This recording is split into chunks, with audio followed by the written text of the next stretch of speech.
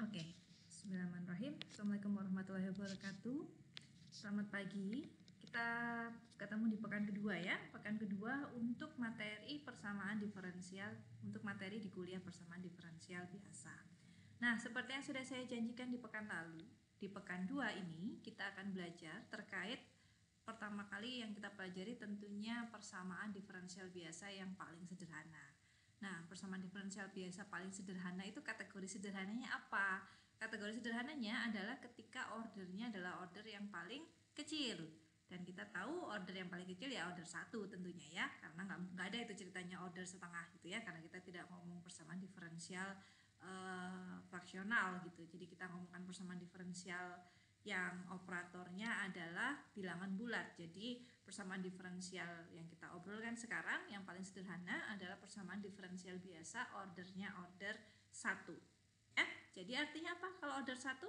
Nah, seperti yang kalian tahu di minggu lalu ya, order itu kan turunan yang muncul di persamaan diferensial biasanya berarti hanya order 1 atau turunan pertama.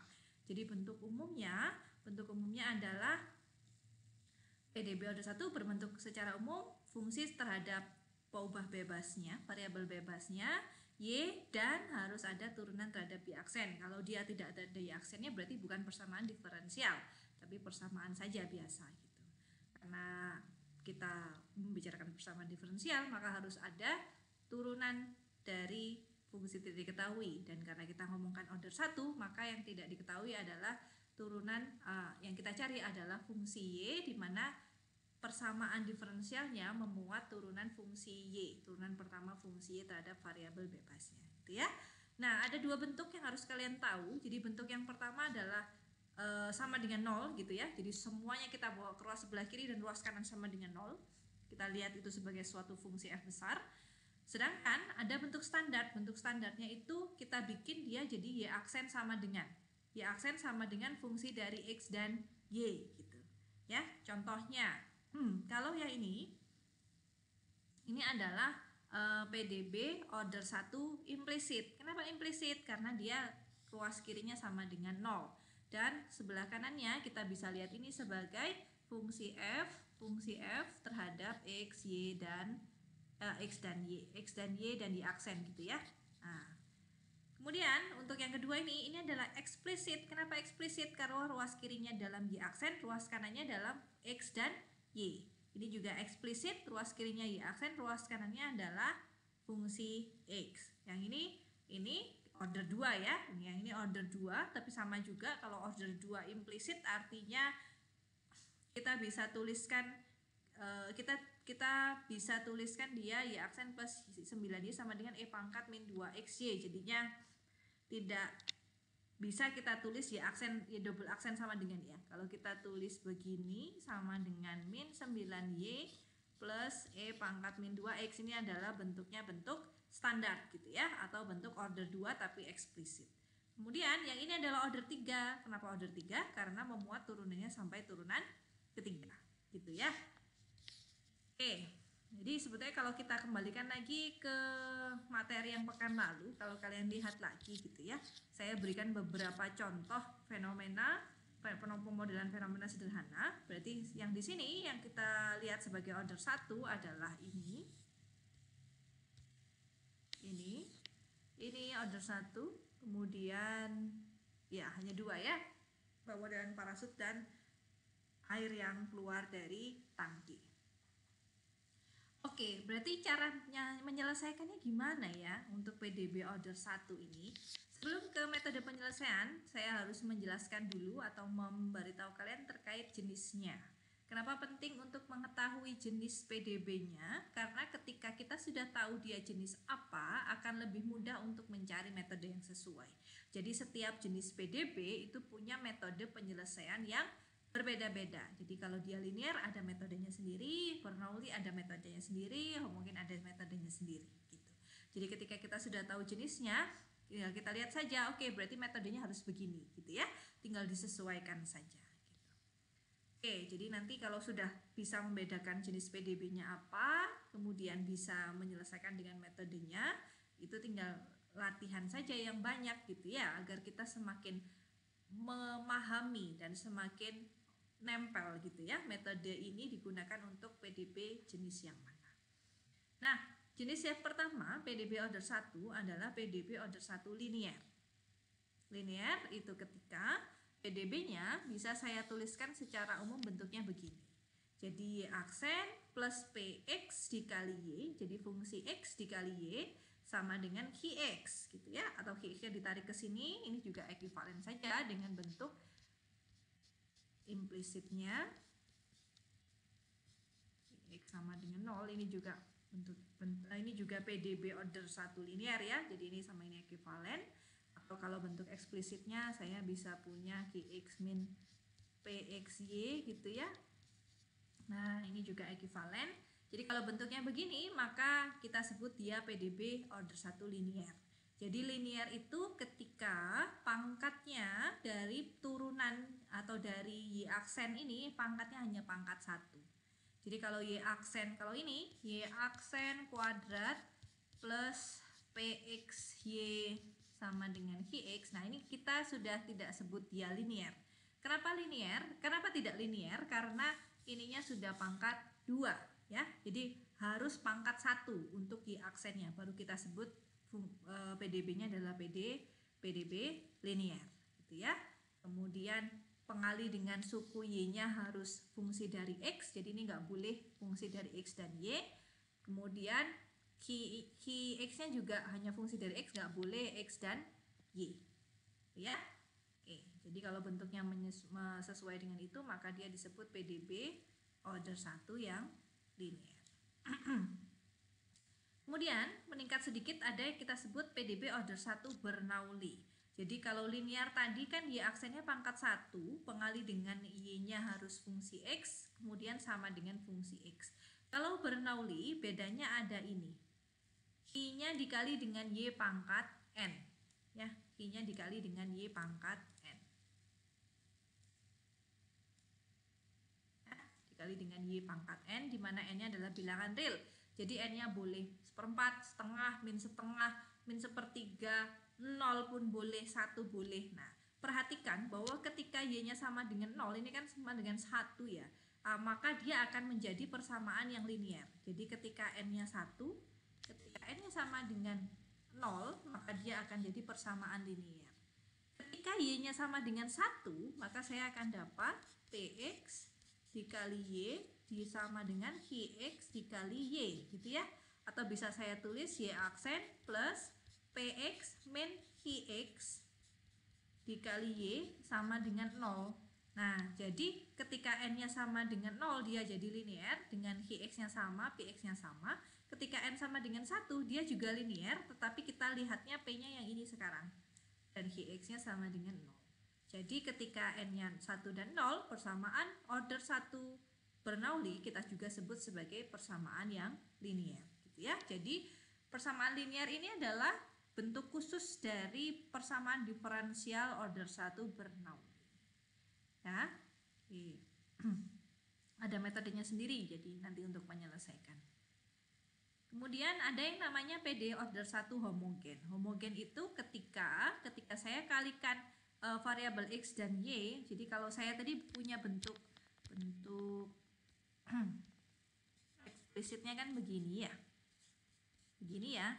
Nah, ketika saya bisa cari bahwa oh ternyata fx ini juga sama saja kalau saya kalikan dengan suatu konstanta t, maka ftxt akan sama dengan fxy.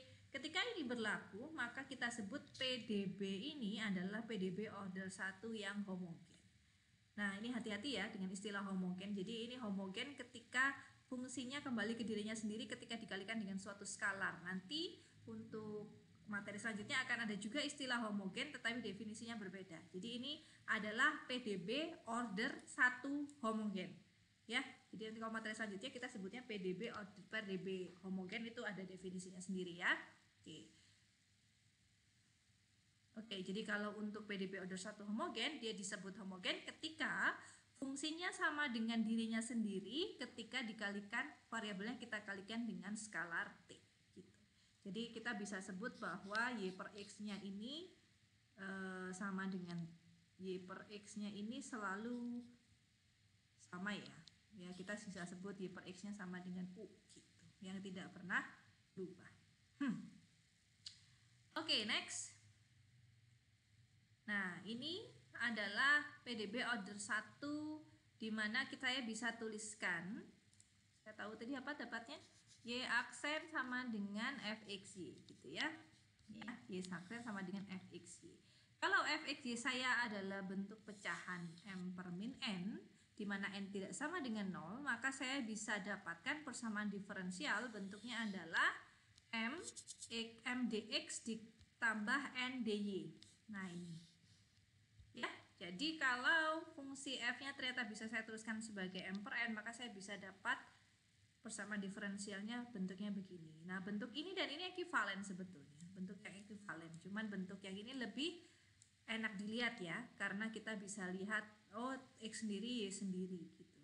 Kalau misalkan ini fungsi dari x saja, tinggal kita integralkan terhadap dx, ini fungsi dari y saja, tinggal kita integralkan terhadap dy ya. Jadi kalau m-nya adalah fungsi dari a dan nx-nya adalah fungsi dari b, maka persamaan diferensial yang ini bisa saya tuliskan sebagai ax dx ditambah by ny dy gini ya. Nah, ini boleh saya integralkan begini kan, ax dx sama dengan by dy, tinggal diintegralkan. Saya akan dapat ini suatu fungsi x ditambah konstanta, yang kanan adalah suatu fungsi y ditambah konstanta. Nah, jadi saya bisa dapat ya, y-nya bentuknya seperti apa, atau kaitan antara x dan y-nya saya bisa peroleh. Ya. Jadi kalau bentuknya m-nya fungsi dari x saja, n-nya fungsi dari b saja, kita sebut persamaan diferensial order 1 ini sebagai persamaan order 1 dengan variabel yang dapat dipisahkan. Gitu. Oke ya, cukup jelas ya sampai sini. Oke, kemudian kita sebut dia eksak gitu ya, bahwa ketika saya bisa peroleh turunan dari fungsi m terhadap y sama dengan turunan dari fungsi n terhadap x, jadi kebalikannya. Anda bisa lihat di sini m itu kurang gelap ya. M itu kaitannya sama dx, tetapi turunannya adalah terhadap y. Ya. Kalau n kaitannya dengan dy, turunannya terhadap x. Jadi dibalik ya. Jadi kalau pas m itu yang di dx, dia turunkan terhadap y, n itu untuk dy, turunkan terhadap x. Kalau ternyata turunan m terhadap y dan turunan n terhadap x ini sama, maka kita sebut dia sebagai PDB eksak. Ya, oke, jadi sudah punya istilah sendiri-sendiri ya. Anda sudah mengenal PDB order 1 linier, PDB order 1 Bernoulli, PDB order 1 homogen, PDB order 1 variabel terpisah, dan PDB order 1 eksak. Ya, oke, cukup jelas ya sampai sini. Nah, tadi untuk PDB variabel terpisah kita bisa temukan ya solusinya dengan cukup mudah. Tinggal dipisahkan, diintegralkan. Nah, ini kalau tak terpisah, maka tinggal diintegralkan. Kita bisa dapatkan ini integral terhadap ini bisa, integralkan saja, dan ini terhadap x. Gitu. Hati-hati bahwa terkadang memang integral ini tidak mudah untuk diperoleh. Misalkan kita mencari integral e pangkat x kuadrat dx gitu ya, atau integral e pangkat y kuadrat dy. Nah, ini bukan integral yang mudah untuk dicari secara eksak gitu. Kita harus pakai definisi dari phi gitu ya. Sorry, bukan phi tapi pi. Kita harus pakai definisi dari pi atau distribusi normal untuk bisa mencari integral e pangkat x kuadrat dx atau integral e pangkat y kuadrat dy. Nah, terkadang ketika integralnya sulit untuk dicari, maka kita gunakan metode numerik ya. Metode numerik untuk mendapatkan fungsi yang cukup dekat dengan hasil integralnya.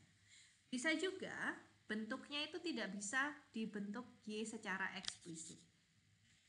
Jadi misalkan saya bisa dapatkan integral gy, misalkan dapatnya adalah cos y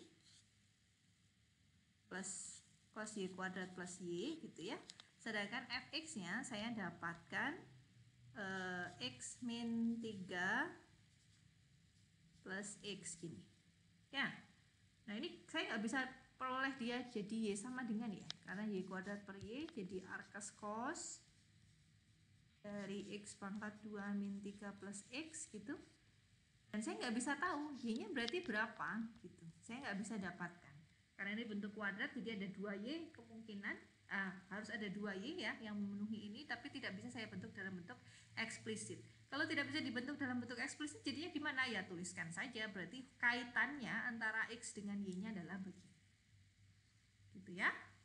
Oke, jadi kalau tidak bisa dituliskan sebagai fungsi X secara eksplisit, maka solusinya dituliskan dalam bentuk implisit.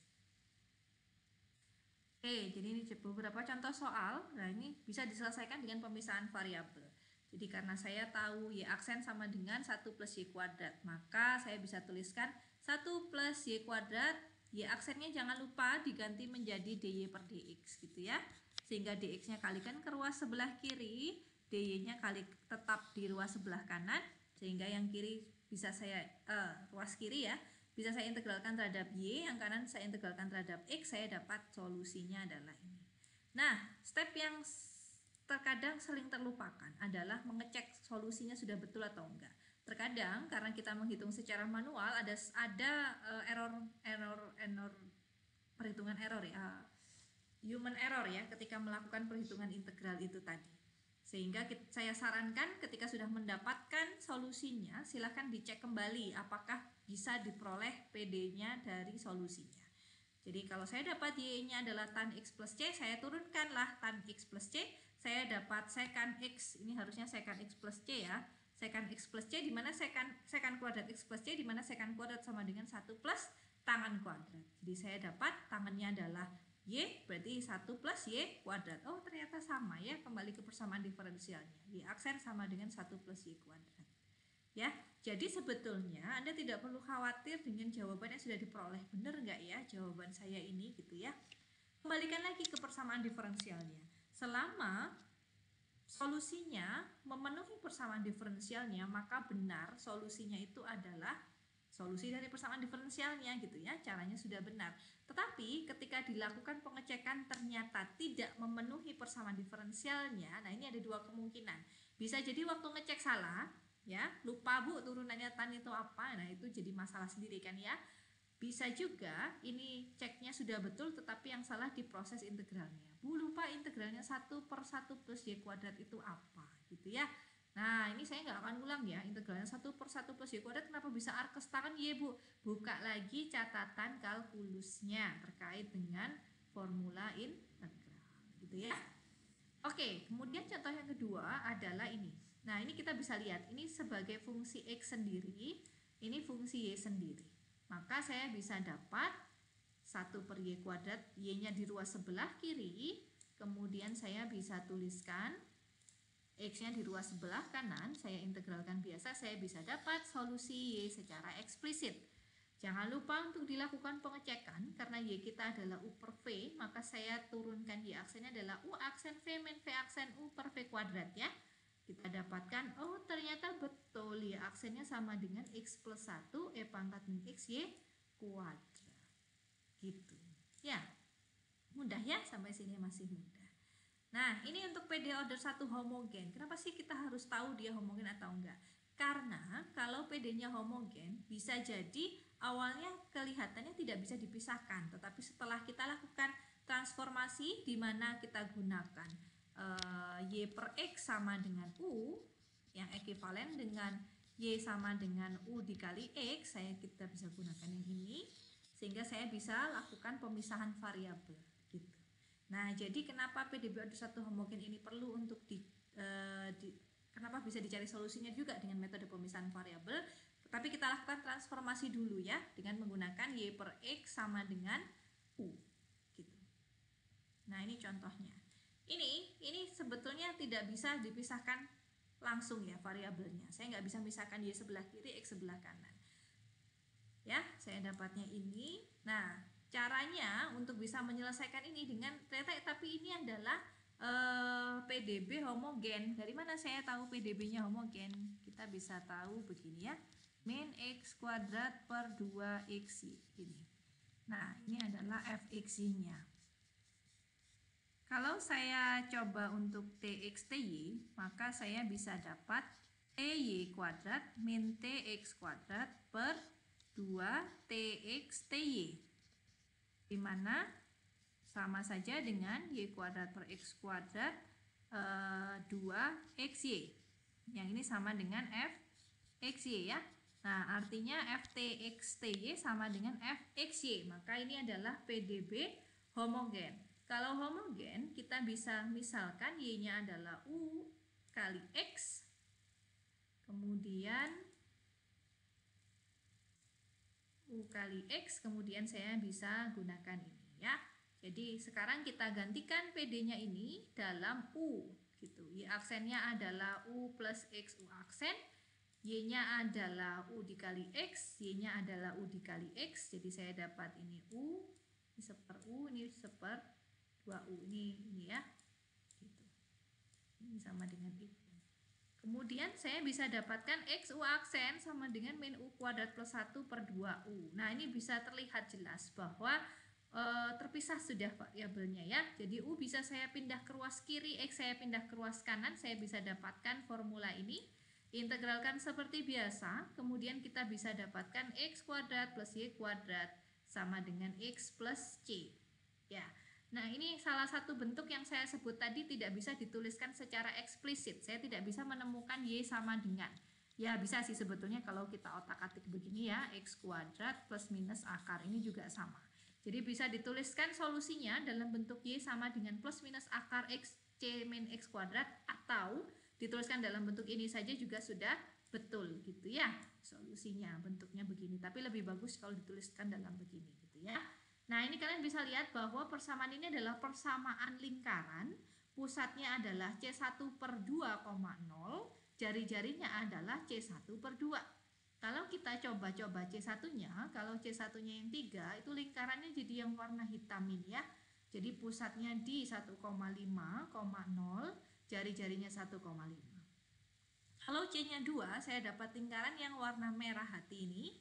Pusatnya di 1,0, jari-jarinya 1. Kalau saya pasang C-nya 1, ini kayak ada brown gitu ya. Ini kayaknya coklat gelap ya. Nah, ini yang coklat gelap, ini pusatnya 1,0, jari-jari 1. C-nya 0 itu pas di titik di sini ya, di 0,0. C-nya min 1 saya dapat yang hijau, pusatnya di min 1,0, jari-jari 1. C-nya min 2 saya dapat yang biru, pusatnya di min 1,0, jari-jari 1. Dan yang merah saya lakukan ketika C-nya min 3, pusatnya di min 3 per 2 ya, min 3 per 2 atau 1,5, jari-jarinya 1,5.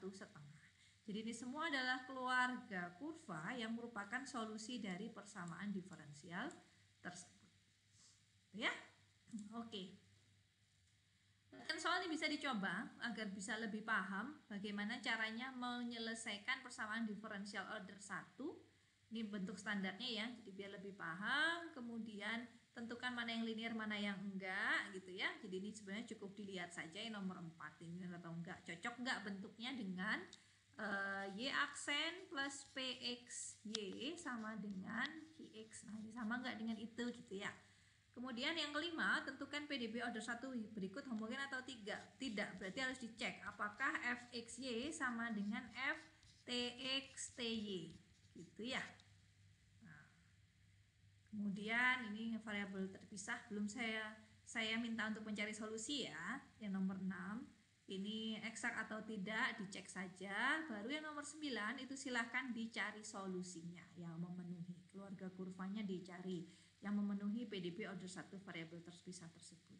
Begitu juga nomor 10, cari solusinya yang memenuhi PDB order 1 homogen tersebut. Jadi kalau yang homogen berarti gunakan pemisalan Y sama dengan U dikali X gitu ya. Oke, nah ini initial value problem. Jadi kalau yang sudah kita bahas sebelumnya itu adalah persamaan diferensial order 1 tetapi nggak ada nilai awal ya. Tapi kalau initial value problem, jadi dia ada persamaan diferensial order 1-nya dan ada nilai awalnya. Jadi ada yang namanya, kalau tadi kan solusinya berupa keluarga kurva ya. Kenapa keluarga kurva? Karena masih ada C. Mana tadi ya? Nah ini, masih ada bentuk C1 atau ada C ini tadi.